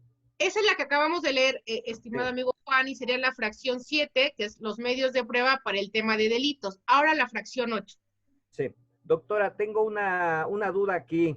Claro. A ver si puedo entenderlo. Yo siempre le pregunto a los maestros del INACIPE, porque también doy clases en el INACIPE. Entonces les pregunto que en qué acto o en qué momento el Ministerio Público va a ofrecer las pruebas. Muchos afirman que de acuerdo al 335 debe ser en la etapa escrita, en el artículo 35, contenido de la acusación. Le digo, pero si lees bien, no dice que estás ofreciendo pruebas. Dice, deberás señalar los medios de prueba que pretendas ofrecer. No la estás ofreciendo porque el procedimiento acusatorio es oral y no escrito. Entonces, muchos nos confundimos o se confunden respecto a que piensan que los medios de prueba se ofrecen en el escrito de acusación, cuando el artículo es claro que dice señalamiento de las pruebas que pretenda ofrecer en la audiencia. ¿Estoy bien o estoy mal, doctora? No, tiene una excelente lectura, doctor Juan. De hecho, el verbo es muy importante, porque una cosa es enunciar, que es lo que se hace en el escrito de acusación. Otra cosa es defender, que es lo que se hace en la fase oral de la etapa intermedia. Defiendes tus medios de prueba que pretendes ofrecer en la etapa de juicio oral. porque en la etapa de juicio oral es donde tú le dices que pase mi testigo, que se desahogue el video, que se observen las acciones, para poder ser valorada. Entonces, me parece que tiene usted toda la razón y el verbo es muy importante, porque aquí yo no estoy ofreciendo, yo estoy enunciando lo que tengo. Y en la fase oral de la etapa intermedia voy a defender lo que enuncié que tengo, para entonces poderlo ofrecer, desahogar y valorar en la etapa de juicio oral, por supuesto. Muy bien, doctora. Me parece que coincidimos con ese punto sin lugar a dudas. Muy bien, doctora. Fracción, sí. Ahora sí, la fracción octava que acaba de leernos, estimado Juan, ¿dónde la pondríamos? ¿En el proemio, en las pretensiones, en los hechos, en los medios de prueba, en los puntos petitorios o en las hipótesis de derecho? Pues podríamos pensar que en las pruebas, para señalar el monto, ¿no? Ah, sí, perdóname. El monto, discúlpame, leí otra cosa. El monto de la reparación del daño y los medios de prueba. Es que va a tener una doble. Como es una petición, la sanción al monto de la reparación del daño, lo vamos a poner aquí también en pretensiones punitivas y procesales. Entonces, es fracción quinta, fracción 8 en tanto tu pretensión de sanción, y en tanto los medios de prueba para el monto, aquí abajo, en el 4. Fracción 8. Ahí está. ¿Estamos de acuerdo? Sí, doctora. La 9, estimado. Sí. Novena. La pena o medida de seguridad cuya aplicación se solicita, incluyendo en su caso la correspondiente al concurso de delitos. ¿Dónde lo pondríamos? En la pena, en la... Yo creo que en la hipótesis de derecho, ¿no? ¿Derecho? Pretensión Sí, porque estamos hablando del concurso de delitos y vamos a tener ese fundamento. ¿Concurso real o concurso ideal? Sí, pero dice la pena o medida de seguridad, esa es la parte 1, incluyendo, es decir, agrega una parte 2, en caso correspondiente a un concurso de delitos. Exacto, por eso. En 2. Exactamente, y lo vamos a poner en el 2, que son pretensiones, así como en el 6, que es hipótesis de derecho. ¿Estamos de acuerdo? De acuerdo. Buenísimo. Ahora el 10, por favor. 10. Los medios de prueba que el Ministerio Público pretenda presentar para la individualización de la pena y, en su caso, para la procedencia de sustitutivos de la pena de prisión o suspensión de la misma. Exacto, que ahí vamos a tener otro tipo de medios de prueba, que es la prueba que tiene que ver con la individualización de la sanción penal, que es la fracción 10ª. La 11, si es tan gentil. La solicitud de decomiso de los bienes asegurados. ¿Eso dónde lo pondríamos?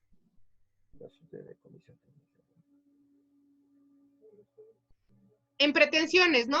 Pretensiones, sí. Esa. Sí, correcto. Luego, el 12 dice la propuesta de acuerdos probatorios. ¿Dónde lo pondríamos? Pretensiones. También, por supuesto. Y la 13 dice al final la solicitud de que se aplique alguna forma de terminación anticipada cuando proceda, que se está refiriendo al procedimiento abreviado. Finalmente, ¿dónde pondríamos esta, estimado Juan? Igual en la pretensión es una solicitud. Exactamente. Muy bien, querido Juan. Le agradezco profundamente su valioso apoyo. Si se dan cuenta, gracias, si se dan cuenta, cuando analizamos el escrito de acusación desde una perspectiva analítica, racional, estructurada, de la máxima casa de estudios, nos vamos a dar cuenta que si vemos un escrito de acusación y si somos ministerios públicos, no tendríamos por qué únicamente estar, digámoslo de esta manera, agarrar el artículo 335 y empezar a llenar las fracciones sin mayor estilo, ¿no? Porque eso es como, a mi parecer, y qué lástima que no está David y Leonel conectado, bueno, está conectado, pero no nos está escuchando. A lo mejor tiene algún problema de conexión. Solamente hacer eso como actualmente está pasando, permítanme decirles que Es un desperdicio porque pareciera que el abogado se convierte en una maquinita que no razona y no piensa cómo está haciendo los elementos o las estructuras. Yo creo que el maestro Polanco les va a mandar un escrito de acusación para que ustedes vean cómo el Ministerio Público solamente hace eso. Se pone a llenar las fracciones sin ningún problema. Cuando, si lo estudiamos como lo tenemos ahorita en el pizarrón, nos vamos a dar cuenta que esa estructura del artículo 335 responde a una estructura mucho más de fondo que tiene que ver con un proemio, fracciones 1 y 2, con pretensiones punitivas y procesales, fracciones 5, 7, 9, 11, 12 y 13, con hechos, fracción 3, con medios de prueba, con puntos petitorios y con hipótesis de derecho. ¿Sale? De hecho, si lo quisiéramos estudiar, diríamos, ¿cómo se hace desde la estructura del delito? Me voy a basar en Carneluti y Ovenda. Tenemos un proemio, luego vamos a contar los hechos. Ay, déjenme pasarlo bien. Luego vamos a contar los hechos, cómo pensamos que pasaron las cosas. Luego vamos a decir que eso violenta el derecho, ¿no? Eso es un delito de homicidio. Para ello tengo los siguientes medios de prueba. Los siguientes medios de prueba y por lo tanto voy a tener pretensiones punitivas y procesales. Voy a tener pretensiones punitivas y procesales para finalmente terminar con los puntos petitorios. ¿No les hace mucho más sentido que la estructura de un escrito de acusación sea este? ¿Qué opinan?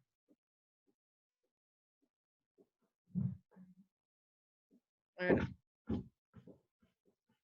Yo me acuerdo que ayer le pregunté, creo que a Erika eres civilista, me decías. No, Susana, ya lo recordé, Susana Martina. Sí, soy civilista, más que nada me dedico a materia familiar. Gracias, Susana. Ahorita tu experiencia va a ser una maravilla para este curso, porque si tú ves cómo estamos organizando el escrito de acusación en materia penal, proemio, hechos, derecho, medios de prueba, pretensiones y puntos petitorios, ¿no te suena a qué es la estructura básica de la demanda? Exacto, así es. Exactamente, mi niña. Es una estructura básica de demanda. Lo que pasa es que el penalista como que de repente quiere hacer todo muy complicado. Aquí está, mi argumento es el siguiente. Susana, que se dedica al derecho familiar, y aquellos que se dedican al derecho civil lo van a saber de sobremanera, que los civilistas, y es lo que yo reconozco en ellos, francamente, les tengo admiración por eso, saben mucho de teoría del proceso, pero mucho. Tienen una formación de teoría del proceso impresionante, porque el derecho civil, como derecho privado, acude a los principios generales de la norma. Eso les permite tener mucho conocimiento sobre cómo se estructura las fuentes del derecho. Entonces, tienen una formación fuerte en teoría del proceso. De hecho, los mejores procesalistas se dedican al civil. Ahora bien, bajo ese argumento, desde la estructura académica, decimos, una vez que hemos estudiado en la máxima casa de estudios, la estructura de una acusación debería ser un proemio, unos hechos, hipótesis de derecho, medios de prueba, pretensiones y puntos petitorios. Y esto no es otra cosa, sino lo que Susana nos acaba de decir ahorita, es la estructura de una demanda. Pero para ponerle fundamento desde el punto de vista penal, porque el doctor Juan, que da en el INACIPE, no me dejará mentir, los penalistas siempre tenemos que fundar y motivar todo. Desde la perspectiva del derecho penal, aquí están todas las fracciones de este artículo 335. Pero ahora les dejo a su reflexión. ¿Qué será mejor? ¿Enseñarle a los alumnos que me agarro el artículo 335 y empiezo a llenar las fracciones como viene, todo revuelto? ¿O enseñarle al alumno que puedo colmar todas esas fracciones con una estructura de teoría del proceso adecuada? Valórenlo, todos ustedes son profesores y todos ustedes tomarán la decisión que más convenga a su método de aprendizaje. En mi opinión, humilde, por supuesto, yo lo que hago es enseñarle esto que les estoy diciendo a ustedes a los diferentes MPs, porque también soy maestra de INACIPE, o bien a los alumnos cuando les hago juicios orales, que hagan sus prácticas, que siempre piensen desde la estructura del proceso, fundamenten desde el 335 y hasta van a tener más claridad de cómo presentar su acusación. Va a ser mucho más controlable su teoría del caso en la etapa de un juicio oral, ¿no? Y siempre les digo, no te estreses, en ningún lado del código te dice que sigas fracción por fracción. Tú tienes que hacer la diferencia porque vienes de la mejor escuela, la mejor facultad, la mejor universidad. Eso déjalo para otras personas que solo agarran el código y a llenar las fracciones. Y he tenido unas muy excelentes acusaciones realizadas por alumnos de licenciatura, que además de realizar la acusación me dicen teoría del proceso, la estructura, el contenido del 335, y les han quedado maravillosas. Y últimamente di una plática en FGR y unos ministerios públicos me dio mucho gusto que me dijeron, me convenció, y hasta me da más estructura mental para el momento de defender su pretensión como parte del Estado, ¿no? Por supuesto. Entonces, bueno, y algo que quiero que por favor no pasen desapercibido, porque no se los van a decir tan fácilmente. Es complicado encontrar un maestro que sea tan sincero o que le tenga, sea tan osado, tal vez podría decir la palabra osada o poco formal. En el punto 4, medios de prueba, la acusación tiene 3 diferentes medios de prueba, siempre. Si no los ven así, es lo que les pasaba a mis abogados y por eso los corría. Si no los ven así, no va a funcionarles en materia penal. ¿Qué pruebas? Pongamos un ejercicio o un ejemplo así de volada. Pensemos en el delito de homicidio, que es el más común y corriente. Homicidio, ¿no? En el delito de homicidio, pensemos, a ver, Erika Leticia, ¿qué pruebas estarías ofreciendo como MP para comprobar desde el delito el homicidio? ¿Qué pruebas ofrecerías? 3.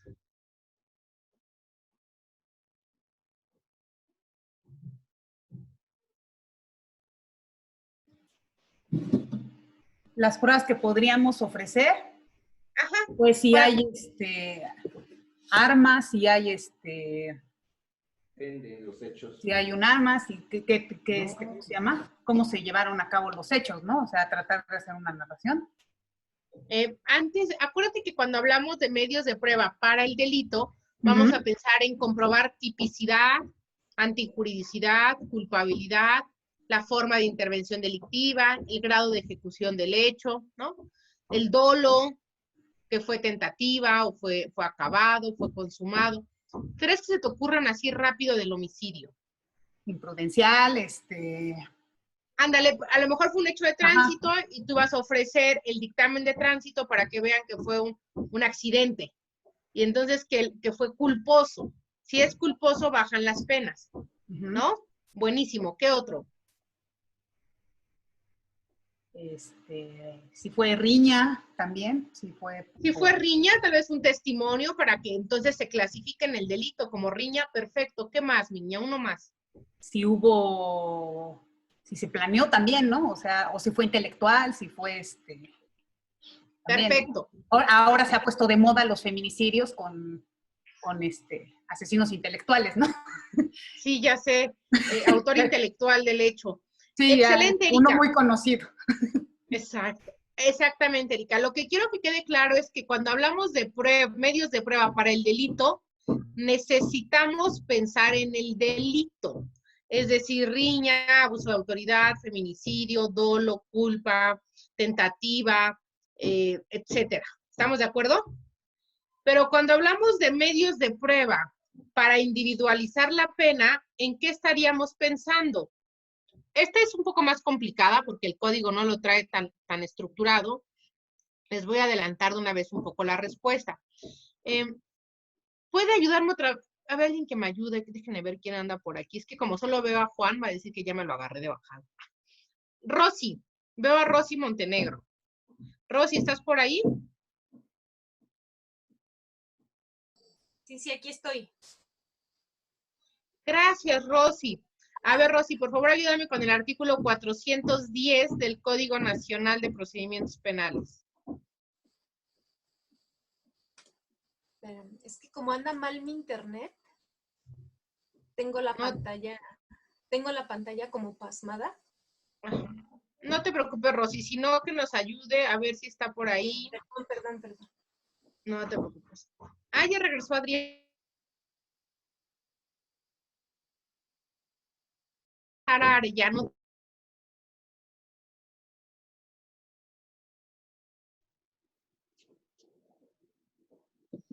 Permíteme un segundo porque lo tengo que buscar en mi teléfono y es mini letrita.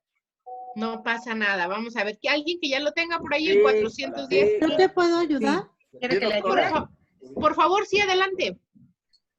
¿El 410? Sí, Dinora. Ok, es criterios para la individualización de la sanción penal, ¿no? El Tribunal de Enjuiciamiento, al individualizar las penas o medidas de seguridad aplicables, deberá tomar en consideración lo siguiente. Dentro de los márgenes de punibilidad establecidos en las leyes penales, el Tribunal de Enjuiciamiento individualizará la sanción tomando como referencia la gravedad de la conducta típica y antijurídica, así como el grado de culpabilidad del sentenciado. Las medidas de seguridad no accesorias de la pena y las consecuencias jurídicas aplicables a las personas morales serán individualizadas, tomando solamente en consideración la gravedad de la conducta típica y antijurídica. La gravedad de la conducta típica y antijurídica estará determinada por el valor del bien jurídico, su grado de afectación, la naturaleza dolosa o culposa de la conducta, los medios empleados, la circunstancia de tiempo, modo, lugar u ocasión del hecho, así como la forma de intervención del sentenciado. Ese párrafo, perdón que te interrumpa tanto, Dinora, ese párrafo que es el párrafo 3, me parece. Sí. Ajá. Márquenlo porque ahí les va a decir, si tú quieres, como MP, ¿no? Si tú quieres que la pena sea muy alta, ¿por qué digo como MP? Porque también es nuestra pretensión como asesor jurídico de víctimas, ¿no? Si tú quieres que la pena, la individualización sea alta porque mató, porque fue un feminicidio, porque es una mujer, porque es un adolescente, porque fue un niño, etcétera, cuando se individualice la pena, tenemos que ofrecer en este momento medios de prueba que hablen sobre la gravedad de la conducta. Es decir, el bien jurídico tutelado es muy alto, son las mujeres, es el género, son los niños, es la propiedad. O sea, tenemos que pensar en algún medio de prueba que hable sobre eso. También tenemos que pensar en el grado de afectación y para eso necesitamos periciales, por supuesto. Por ejemplo, pensemos en lo siguiente. Pensemos en el feminicidio de Reforma 222, que vi que fue el material que les mandaron al chat, y muere la señora y deja hijos. ¿Cuál es el valor del bien jurídico en el grado de afectación? Máximo, porque estamos hablando de la muerte. Y estamos hablando de un feminicidio en razón de género. Así que el grado de afectación del bien jurídico tutelado es mucho. ¿La naturaleza es dolosa o es culposa? Dolosa, tenía toda la intención. ¿Qué medios empleados hizo? Un arma de fuego. ¿En qué circunstancias? Estaban sus hijos al lado, ¿no? ¿Cómo intervino? De forma directa, porque fue autor directo del hecho. En la etapa intermedia, en la fase formal o escrita, aquí, en medios de prueba. Tenemos que ofrecer medios de prueba para que cuando lleguemos a la etapa de juicio oral, a la fase individualización de la sanción penal y reparación del daño, llevemos pruebas para que el margen, el reproche que se le haga por la gravedad de la conducta sea el más alto. No vaya a ser que lleguemos y el juez diga, bueno, como nadie dijo nada, le voy a dar la mínima. ¿Estamos de acuerdo? Luego, sigamos, Dinora, porque la otra parte también quiero que la marquen, que es la del siguiente párrafo. Por favor, Dinora, si no se le nombra, por favor.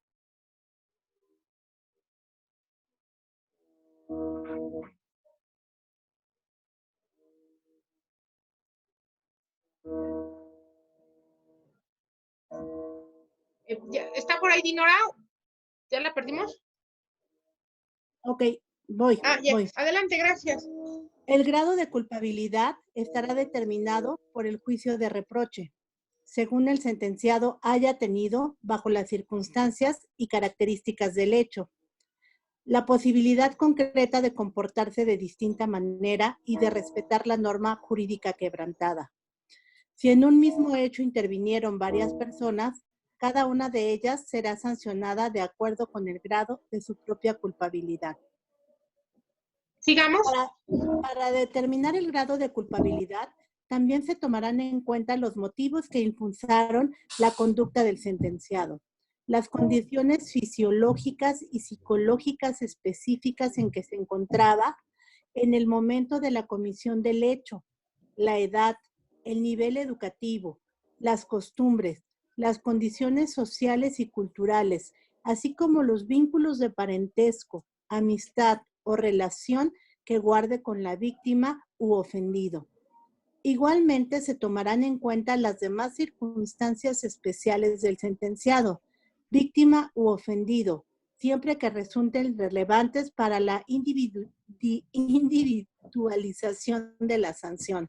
Gracias, Dinora. Fíjense, entonces aquí, si nosotros queremos una sanción alta, porque estamos hablando que es una víctima, que es un feminicidio, que es un menor de edad, un grupo vulnerable, etcétera, quiero que vean en este momento el pizarrón, por favor, si me hacen favor.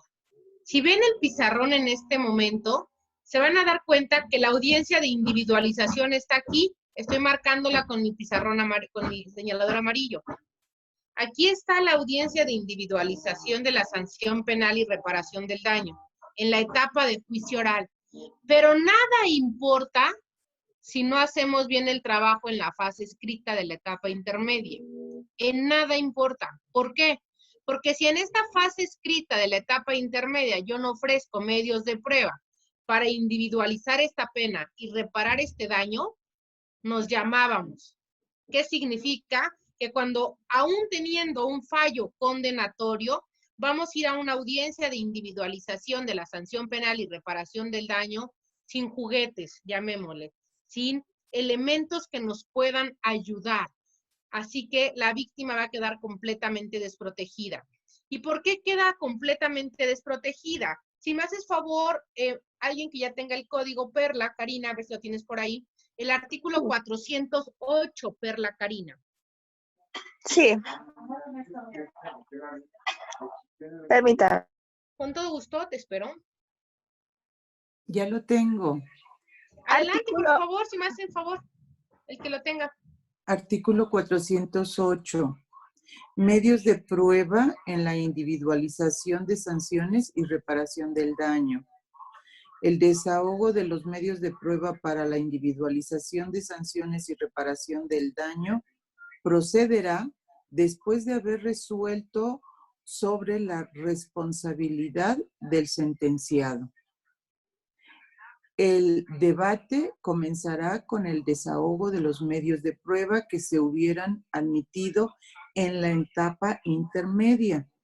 En el desahogo de los medios de prueba serán aplicables las normas relativas al juicio oral. Muchísimas gracias, doctora Sara. Vean, por favor, mi pizarrón y justo lo que acaba de leer la doctora Sara tan gentilmente. Fíjense cómo el propio 408 nos dice, lo que pase aquí tiene directa relación con lo que hayan hecho acá.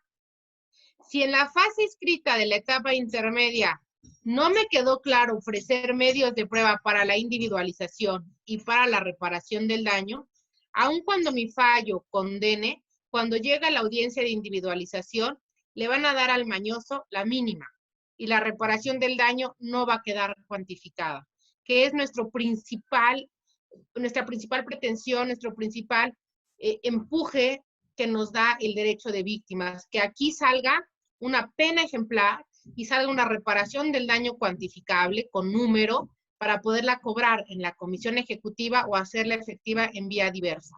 ¿Me dejo entender? Ahora, ¿por qué soy tan explícita y les pido que vean el pizarrón? Porque aquí estamos hablando del 335, pero noten cómo tuve que llevármelos al 410, 408 para poder ver cómo estos dos se comunican y uno no va a tener éxito sin el otro. ¿Me dejé entender? Entonces, viéndolo específicamente en la fase intermedia, en la fase formal,